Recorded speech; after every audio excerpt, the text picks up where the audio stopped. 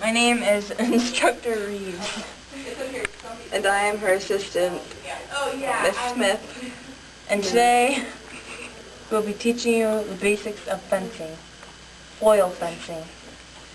This is a foil.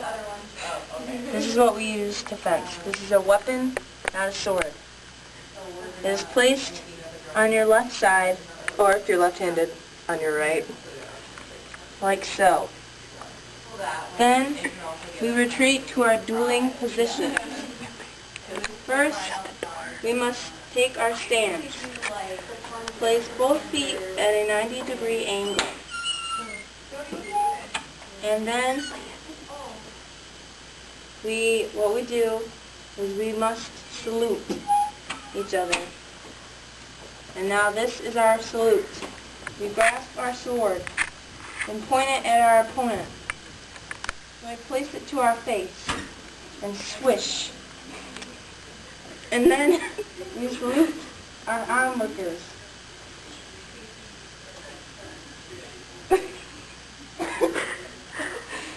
And now we are ready to duel. And so we begin with the attack. When the instructor says go, I will begin my attack. I can only gain a point if I touch her with my foil in the torso region. And now we begin. On guard position.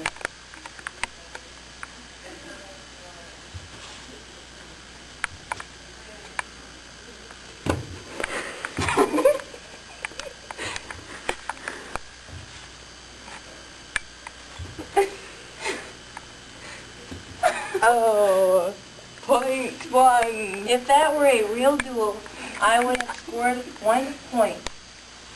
But since these are merely pencils, not foils, there are no points involved. Now, back to the start.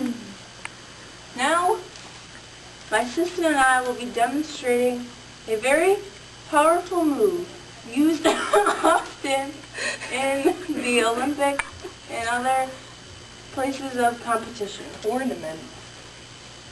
It is called the lunge. And now I will demonstrate a lunge. On guard position.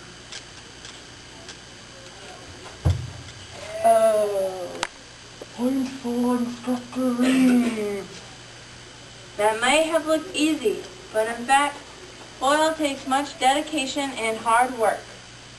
Actually, it is a very invigorating activity done by many across the United States. And so now, we'll begin the next bout of foil fencing, which goes like this. On guard position.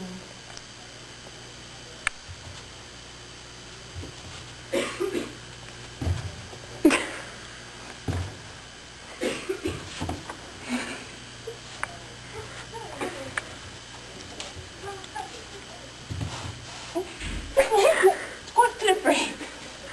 Especially when you're only wearing socks.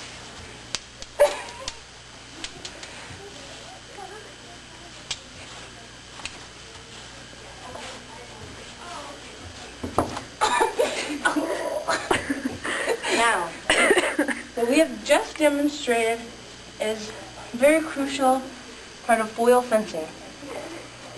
Never expose yourself to your opponent, because if I go to strike, like so, Amber can stab me in the gut and expose my internal organs.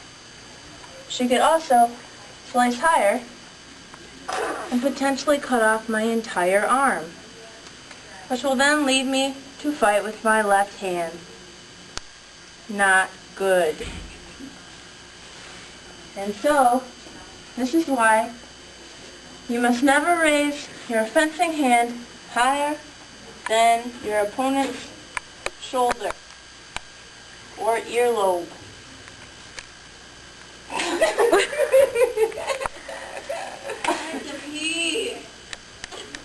That is lovely. And now we will demonstrate another safety aspect of foil fencing.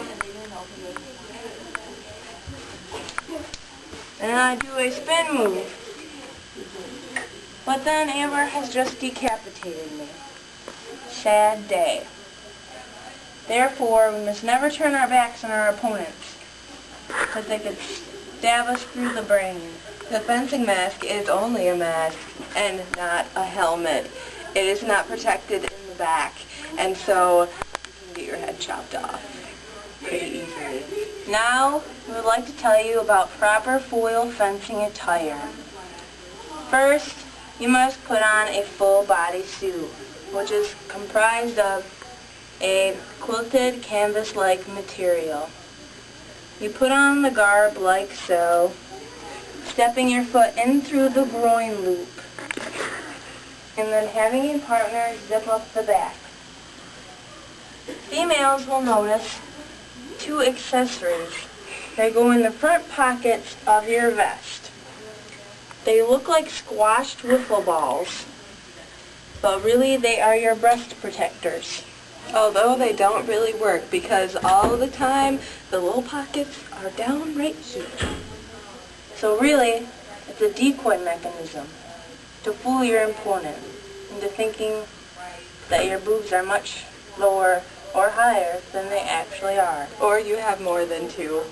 Which will distract your male opponent. And so, in conclusion, this has been foil fencing with your instructor, Haley Reeves, my lovely assistant, Ms. Smith.